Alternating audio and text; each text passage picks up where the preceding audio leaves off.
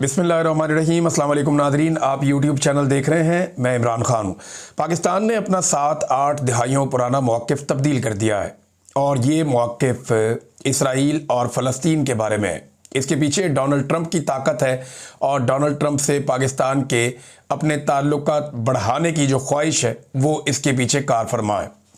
पाकिस्तान के हुक्मरानों ने बड़ी कोशिश की कि डोनाल्ड ट्रंप से अमेरिकी हुकूमत के साथ उनके बेहतरीन ताल्लुकात रहें। पिछले साल जब अमेरिका में इलेक्शन हुआ तो तब पाकिस्तान की हुकूमत के लिए परेशानी थी कि डोनाल्ड ट्रंप अपने वोटर्स के साथ, ख़ास तौर पे अपने मुसलमान और पाकिस्तानी वोटर्स के साथ ये वादा करके आया था कि वो पाकिस्तान तहरीक इंसाफ के ऊपर जो जुल्म और जबर पाकिस्तान में हो रहा है इसको रोकेगा।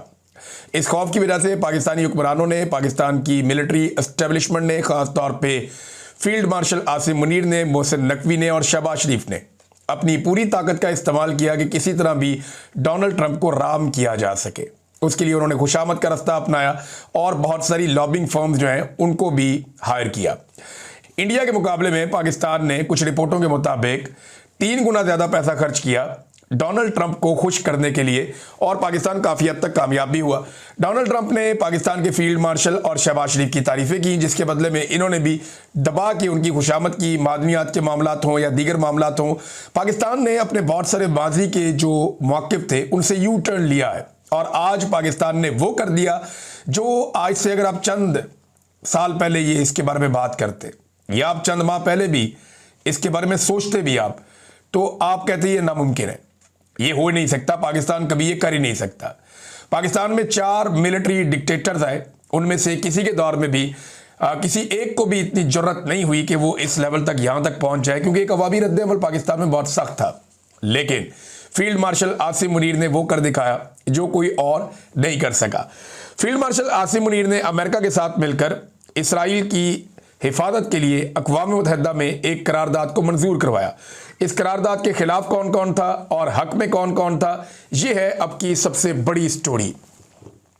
चीन ने, रशिया ने और हमास ने इससे इख्तलाफ किया। ये डोनाल्ड ट्रंप के 20 नकात हैं जिसके ऊपर यह करारदाद है। अक़वाम मुत्तहिदा से इसको मंजूर करवा लिया गया है। पाकिस्तान ने इसके हक में वोट डाला है। दीगर वो ममालिक जो डोनाल्ड ट्रंप के हमायती हैं उन्होंने भी इसके हक में वोट डाला है। ख़ास तौर पे मुसलमान मुल्कों ने। अब एक स्टेबलाइजेशन फोर्स जाएगी और वो जाकर गजा के अंदर अपनी ड्यूटी करेगी। मैं आपको एक बात याद दिलाऊं कि एक दिन इसहाक डार साहब ने कहा था कि ये वो मुआहिदा नहीं है जो हमारे साथ शेयर किया गया था, या जो बात हमारे साथ हुई थी अमेरिका की, या जिन चीज़ों पर हमने इत्तफाक किया था, या जो मुआहिदा हमारे साथ शेयर किया गया था, ये वो मुआहिदा नहीं है जो आज छुपवाया जा रहा है। उस वक्त इसहाक डार साहब भाग गए थे, पीछे हट गए थे। लेकिन फिर उसके बाद हमने देखा कि जिस तरीके से तहरीक लब्बैक का कत्लेआम हुआ और उस कत्लेआम के बाद जैसे खौफ पाकिस्तान में फैलाया गया, उस खौफ के बाद ऐसा लगता है कि पाकिस्तान में कोई भी मौजूदा मिलिट्री एस्टेब्लिशमेंट के खिलाफ, इसराइल के खिलाफ या फ़लस्तीन के हक में खड़ा नहीं हो पाएगा, इनके मौक़िफ़ को डिनाई नहीं कर पाएगा, इनके मुकाबले में आ नहीं पाएगा। ये हुकूमत को इस बात का आइडिया है और उन्होंने अपने आलमी सहूलतकारों को खुश करने के लिए यह बताया भी कि अगर पाकिस्तान में खून भी बहाना पड़ा तो कोई मसला नहीं है, आप इजी हो जाए, क्योंकि उसको इसके साथ लोग जोड़ कर देखते हैं। अब आ जाए कि ये जो करारदाद पास हुई है इसमें क्या किया जाएगा। आलमी इस्तेहकाम फोर्स की गजा में तैनाती होगी। इसराइली बॉर्डर को महफूज बनाया जाएगा। कौन बनाएगा? ये जो मुसलमान ममालिक की फ़ोर्स है वो इसराइल की हिफाजत करेगी, उसके बॉर्डर को महफूज बनाएगी।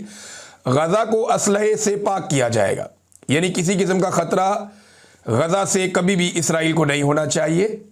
और हमास को गैर मुसल्लह करना भी इसके अंदर शामिल है। हमास के पास मुख्तलिफ हथियार हैं, रॉकेट हैं, बाद औक़ात उनके पास रॉकेट लॉन्चर्स हैं, उनके पास छोटे और बड़े वेपन्स हैं हमास के पास, लेकिन वो बहुत महदूद हैं और बहुत थोड़े हथियार हैं उनके पास। लेकिन हमास को भी गैर मुसल्लह किया जाएगा। हमास ने इस करारदाद को मुस्तरद कर दिया। हमास ने करारदाद को मुस्तरद करते हुए ये कहा कि ये फ़लस्तीनियों के साथ एक ज़्यादती है और उनकी तहरीक को मुकम्मल तौर पे कुचलने के मुतरादिफ है। अब मामला ये है कि पाकिस्तान ने इसके ऊपर वोट डाल दिया, लेकिन वोट डालते हुए पाकिस्तान ने एक बात की। पाकिस्तान ने कहा कि अक़वाम मुत्तहिदा की करारदादों के मुताबिक कम से कम जो है वो फ़लस्तीनी रियासत का तो क़याम होना चाहिए, ये पाकिस्तान का मुतालबा है। लेकिन आपको मैं एक हैरत की बात बताता हूं कि पाकिस्तान और बहुत सारे इस्लामी ममालिक मिलकर डोनाल्ड ट्रंप के उन नकात के अंदर जिसके ऊपर यह करारदाद पेश की गई है, इसमें सिर्फ एक नुक्ता शामिल नहीं करवा पाए। भाई अगर आप सारे डोनाल्ड ट्रंप की हमायत कर रहे हैं, आप ये भी कह रहे हैं कि इसराइल को महफूज बनाना है, उसकी सरहदों की हिफाजत करनी है, गजा के अंदर जो फ़लस्तीनी है उनको मुकम्मल तौर पे गैर मुसल्लह करना है, हमास से हथियार छीन के वापस लेने हैं, अगर आप ये सारे मुतालबात मान रहे हैं तो आपको अपना एक मुतालबा भी उसमें शामिल करवाना चाहिए था। इस करारदाद में एक नुक्ता होना चाहिए था कि एक आज़ाद और खुद मुख्तार फ़लस्तीनी रियासत का क़याम अमल में लाया जाएगा। सारे मुसलमान मिलकर एक नुक्ता शामिल नहीं करवा पाए और डोनाल्ड ट्रंप के नुकात के ऊपर सब ने मिलकर दस्तखत कर दिए, यानी हाथ खड़े कर दिए, जनाब हम आपके साथ हैं, और पाकिस्तान ने भी इसके हक में वोट डाल दिया। चीन ने समझा ये गलत कदम है, रूस ने भी ये समझा गलत कदम है। अच्छा, ऐसा अक़वाम मुत्तहिदा में होता नहीं है। नॉर्मली पाकिस्तान का मौक़िफ़ और चीन का मौक़िफ़ एक ही जैसा होता है। भारत कुछ करने जा रहा हो, अमेरिका कुछ करने जा रहा हो, पाकिस्तान के खिलाफ जो भी चीज़ आती है चाइना उसको रोकता है पाकिस्तान के लिए। तो पाकिस्तान का मौक़िफ़ हमेशा चीन के मौक़िफ़ के साथ रहता है। लेकिन इस मरतबा क्या हुआ, पाकिस्तान का मौक़िफ़ चीन के मौक़िफ़ से अलग हो गया। चाइना को ये लगता है कि ये जो फोर्स बनाकर भेजी जाएगी ये एक कब्ज़ा फोर्स होगी और ये जाकर फ़लस्तीनियों को दबाएगी और उनकी जो आज़ादी की तहरीक है वो भी कुचल जाएगी। ये सारी दुनिया यही समझती है। पाकिस्तान में बहुत सारे लोग इसके ऊपर एतराज़ कर रहे हैं, रोला डाल रहे हैं कि हमारा तो मौक़िफ़ कुछ और था, हम तो हमेशा से कुछ और कहते रहे हैं। तारीख़ी मौक़िफ़ था पाकिस्तान का कि इसराइल नाम की कोई रियासत ही मौजूद नहीं है, ये नाजायज़ काबिज़ कुव्वत है, इसको तस्लीम करना फ़लस्तीनियों से गद्दारी होगी। पाकिस्तान के पासपोर्ट पर दर्ज है कि ये इसराइल के सिवा तमाम ममालिक के लिए करामत है। आज इसराइल और पाकिस्तान चंद चीज़ों पे एक साथ हैं, इकट्ठे हैं। इनके बैकडोर चैनल राब्ते भी चलते रहते हैं, हाल ही में कुछ मुलाकातें भी हुई हैं तो चलती रहती हैं। उर्दन के सरबराह जो इसराइल के बड़े ज़बरदस्त हमायती हैं, जब ईरान की और इसराइल की लड़ाई चल रही थी तो ईरानी हमलों को रोकने में जो उर्दन के हुक्मरान हैं उन्होंने बड़ा अच्छा किरदार अदा किया था। तो पाकिस्तान की उनके साथ बड़ी ज़बरदस्त कुर्बतें पैदा हुई हैं। फिर डोनाल्ड ट्रंप ने इसराइल को और पाकिस्तान को एक मुट्ठी कर दिया है, यानी इसराइल भी कहता है कि डोनाल्ड ट्रंप को नोबेल पीस प्राइज़ दिया जाए, पाकिस्तान भी कहता है कि दिया जाए। इसराइल को फिक्र है कि गजा के अंदर कोई भी मुसल्लह शख्स नहीं होना चाहिए जिससे इसराइलियों को ख़तरा हो, और पाकिस्तान भी उस फिक्र का हामी है। आज पाकिस्तान ने हाथ खड़ा करके ये कहा कि बिल्कुल हम साथ खड़े हैं इस मामले में, गजा के अंदर स्टेबलाइजेशन फोर्स जाएगी। अच्छा, आपको मंजन ये बेचेंगे बार बार कि हम मुसलमानों की हिफाजत के लिए जा रहे हैं। ये आप किस तरह की हिफाजत करने जा रहे हैं जिसमें आप उनको गैर मुसल्लह कर रहे हैं? देखिए, ये एक फ़ैसला हुकूमत का ही था, हुकूमत ने ही करना था और हुकूमत ने कर दिया है। हुकूमत अगर कल को ये कहेगी कि हुकूमत इसराइल को तस्लीम करती है तो वो ये भी कर सकती है। आईने पाकिस्तान ने उनको ये इख्तियार दिया है। हाँ, ये बात दुरुस्त है कि हुकूमत जाली है, ये बात दुरुस्त है कि वो ज़बरदस्ती आकर बैठे हैं, ये बात दुरुस्त है कि उन्होंने एक इस्तिस्ना भी ले लिया है। तो ये वो काम है जो करने के बाद किसी भी फील्ड मार्शल को इस्तिस्ना चाहिए होगा, बगैर इस्तिस्ना के वो कर नहीं सकेगा। लेकिन उलमा इकराम क्या कह रहे हैं, अब 6 बड़े आलम दीन हो गए हैं। गामदी साहब ने भी कहा, मौलाना तारिक मसूद साहब ने भी कहा, तकी उस्मानी साहब ने भी कहा, ताहिर अशरफी साहब दौड़ गए। इस दफ़ा उन्होंने बिल्कुल किसी किस्म की कोई हमायत नहीं की फील्ड मार्शल की। जवाहर बहादुर साहब हैं, उन्होंने भी कहा कि इस्तिस्ना से और ये इससे कोई ये शरई मामला नहीं है, इस्लामी शरीयत के साथ कोई ताल्लुक़ नहीं है। तो एक गैर इस्लामी और गैर शरई किस्म का इस्तिस्ना आसिम मुनीर साहब ने हासिल किया। वो इस किस्म के इक़दामात फिर उन्हें करने में दिक्कत होती अगर उनके पास इस्तिस्ना ना होता। तो आज कायद-ए-आज़म के मौक़िफ़ को इन्होंने रद्दी की टोकरी में फेंक दिया। आज इन्होंने कहा कि कायद-ए-आज़म जो कहते थे वो कहते थे। कायद-ए-आज़म के इक़दामात, कायद-ए-आज़म के फ़ैसले, कायद-ए-आज़म की बातें आज रद्दी की टोकरी में फेंक दिए। और अब बहुत सारे टाउट्स उठेंगे, बहुत सारे बेशर्म लोग उठेंगे, वो फील्ड मार्शल आसिम मुनीर से नहीं पूछेंगे कि आपने ये क्या किया, वो शहबाज शरीफ से नहीं पूछेंगे कि आपने ये क्या किया, बल्कि वो पूछेंगे गुज़िश्ता कई दिनों से कैद तन्हाई में जेल में पड़े हुए इमरान खान से कि आपने इसमें क्या किया। और भाई, इमरान खान ने तो इसराइल को तस्लीम नहीं किया, इमरान खान ने तो ये वोट नहीं डाला, इमरान खान ने तो स्टेबलाइजेशन फोर्स नहीं बनाई। इमरान खान तो हमेशा ये कहता रहा कि जो करारदादें हैं अक़वाम मुत्तहिदा की, उनके मुताबिक 1967 की पोजीशन पे आप चले जाएं, फ़लस्तीन को एक आज़ाद मुमलिकत बनाया जाए एक आज़ाद रियासत हो जिसका दारुल हुकूमत अल-कुद्स हो, तो जब तक आप फ़लस्तीनियों को उनका हक नहीं दे देते तब तक ये कैसे मुमकिन है? यानी ये कैसे मुमकिन है कि फ़लस्तीनियों को उनका हक दिए बगैर आप इसराइल के तहफ़्फ़ुज़ के लिए चले जाएं और आप चूना बेचें पाकिस्तानियों को, ये कि जनाब हम आपको चूरन बेच रहे हैं, चूरन आप चाट लें कि हम तो मुसलमानों की हिफाजत के लिए जा रहे हैं। और ऊपर से इनके कुछ ऐसे बेशरम लोग हैं, वो ये कहते हैं कि हम तो जा रहे हैं बैतुल मक़दस की हिफाजत के लिए, हम तो जा रहे हैं मस्जिद अक्सा की हिफाजत के लिए। और भैया आपको तो उधर किसी ने पर नहीं मारने देना, आपको तो उधर उन्होंने जाने नहीं देना। आपकी ड्यूटी सिर्फ गज़ा में है और गज़ा वहाँ से बहुत दूर है, 100 मील का फासला है। अच्छा, इन्होंने जो चीज़ें तस्लीम कर ली उनमें यह भी है कि जो बीच में बफर जोन है वो भी कायम रहेगा। यानी जो इसराइल है उसके और जो फ़लस्तीन है या जो गज़ा का इलाका है उसके बीच में इसराइल ने एक बफर जोन बनाया जो गैर कानूनी है, तो ये उसको भी तस्लीम कर लिया गया है। अंदाज़ा करें आप, और इसराइली तमाम जितने भी इसराइली नुकात हैं या उनके फ़ायदे वाली चीज़ें हैं उस पर पाकिस्तान ने आज वोट डाला है। कमाल नहीं हो गया? ऐसा तारीख में कभी नहीं हुआ, लेकिन ये आसिम मुनीर साहब ने करके दिखाया। नाज़रीन, अलीमा खानम साहबा गई मुलाकात करने के लिए इमरान खान साहब से, उनकी दीगर बहनें भी वहाँ पे मौजूद थीं। अभी यहाँ पे बरतानिया में जो एक्स का प्लेटफॉर्म है वो भी बंद है, खबरें आने का सिलसिला भी ज़रा स्लो है, लेकिन अब तक की इतला के मुताबिक उन्हें मुलाकात नहीं करने दी गई। बहुत अफसोसनाक है। वो अपने भाई से मुलाकात करने के लिए गई, वहाँ पर जाके धरना देकर बैठ गए। इमरान खान साहब को कैद तन्हाई में रखा हुआ है, मुलाकातें नहीं करने दी जा रही। देखिए, मामला वही हैं जो मैंने आपसे अर्ज़ किए थे। नंबर एक कि इस्तिस्ना वाला मामला या ये जो एक्सटेंशन वाला मामला, तो फील्ड मार्शल की एक्सटेंशन के मामले में इमरान खान साहब कोई बीच में कबाब में हड्डी ना बन जाए, लिहाजा उन्हें इस वक्त कैद तन्हाई में रखा गया। नंबर दो मामला इसके अंदर जो है वो ये इसराइल वाला मामला भी है, फ़लस्तीन वाला मामला भी है। तो जब तक ये मामला नहीं हो जाते इमरान खान साहब को कैद तन्हाई में रख दिया गया है।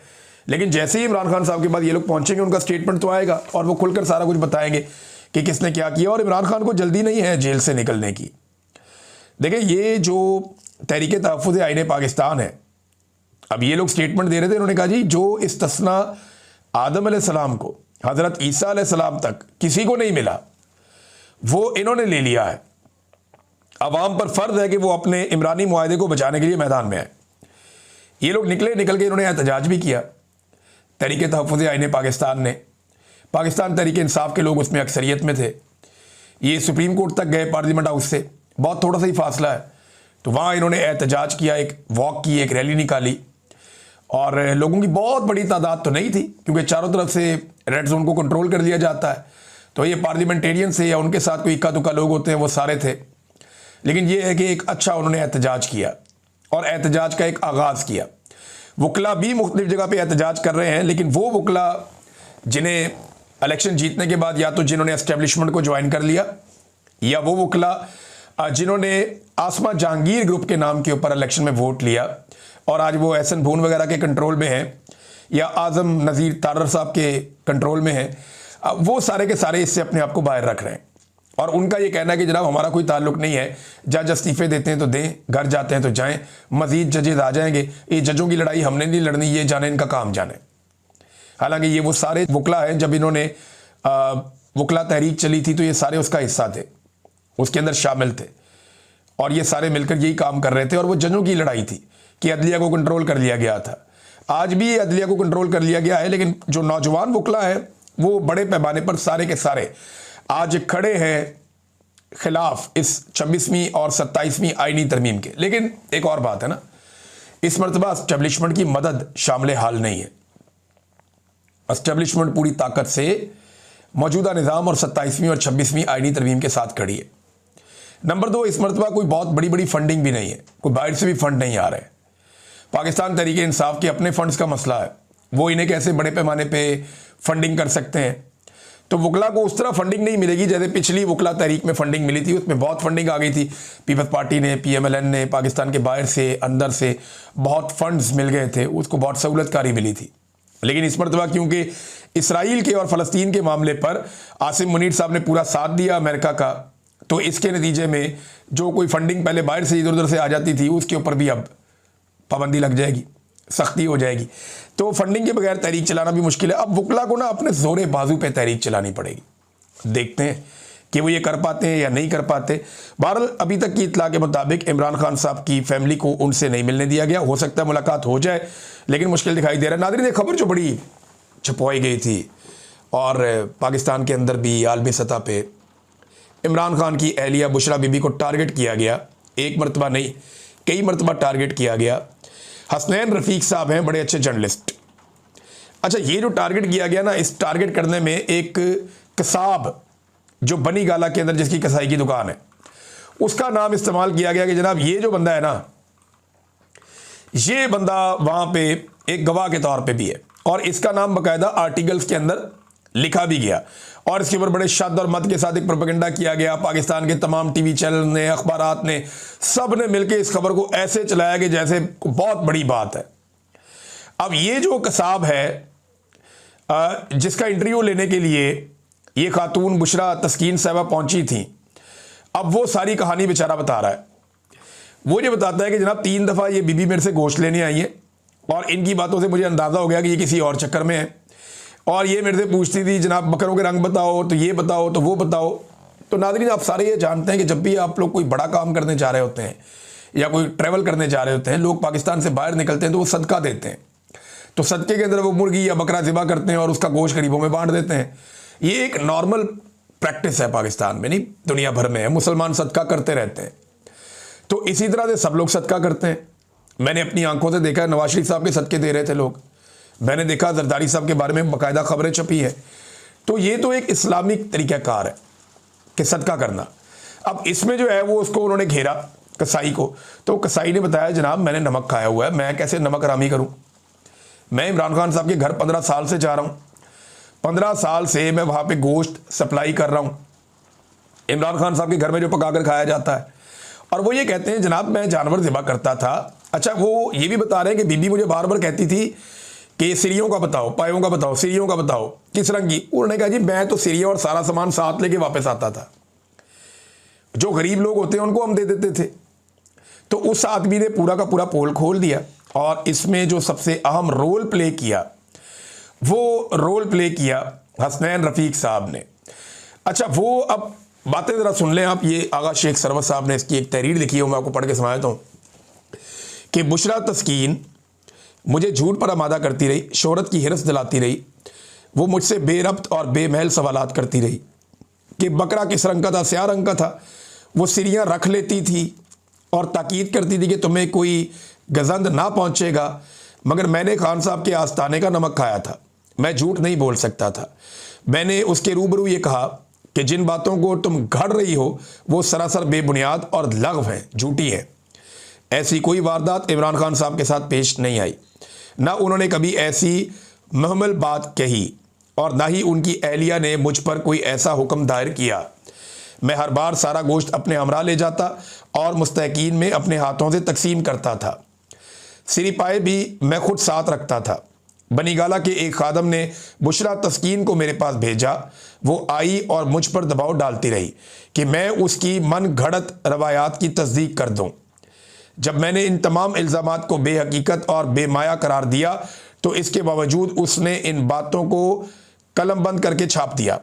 यहाँ तक कि एक नामियाती जरीदे में वो तहरीर शाया की गई जिसमें कसाब राणा अजीम से मुतालिक गलत और गुमराह कुन नकात दर्ज किए गए। अल्लाह जी, कसाई भी मुकर गया। ये जिसके ऊपर पूरी स्टोरी बनाई वो बंदा ही मुकर गया। ये इनके हालात हैं। और आसमा शरादी साहिबा के साथ ये हुआ कि उन्होंने इस स्टोरी को बिला वजह ही ओन कर लिया। यानी इमरान खान साहब के दौर में वे कहती रही कि मैंने तो कोई नाम ही नहीं लिया बुशरा बीबी का, और अभी जब ये स्टोरी बुशरा तस्कीन साहिबा की आई तो उन्होंने स्टोरी को ओन कर लिया। अब वो स्टोरी तबाह हो गई। वो कसाई कह रहा है जी ऐसी बात ही कोई नहीं, कोई काली सिरिया नहीं, तो कोई जादू, कोई टूना नहीं, मैं तो इन चीज़ों का हिस्सा ही नहीं हूँ। तो नादरीन, ये अब सूरत हाल। वो कहता है सदका था, मैं खैरात कर देता था, जो मुस्तहिक लोग होते हैं, गरीब लोग होते हैं, मैं उनके अंदर बांट देता था। तो ये नादरीन हालात हैं और इस तरीके से ये प्रोपेगेंडा किया गया है। हसनैन रफ़ीक साहब को शाबाश कि उन्होंने इतनी फस्तायत के बावजूद, इतने बदतरीन हालात के बावजूद पाकिस्तान में काम करना आसान नहीं है। मैंने आपको पहले भी कई दफ़ा कहा कि यहाँ पाकिस्तान से बाहर जहाँ अब मैं बैठा हूँ, यहाँ बैठ के मैं अगर 2 किताबें भी आसिम मुनीर के ख़िलाफ़ लिख दूँ ना तो मेरा कोई कुछ नहीं उखाड़ सकता। यहां बैठ के मैं शहबाज शरीफ को, आसिम मुनीर को कुछ भी कहता रहूं, हकायक की बुनियाद के ऊपर कहता रहूं, तो मेरा कोई कुछ नहीं बिगाड़ सकता।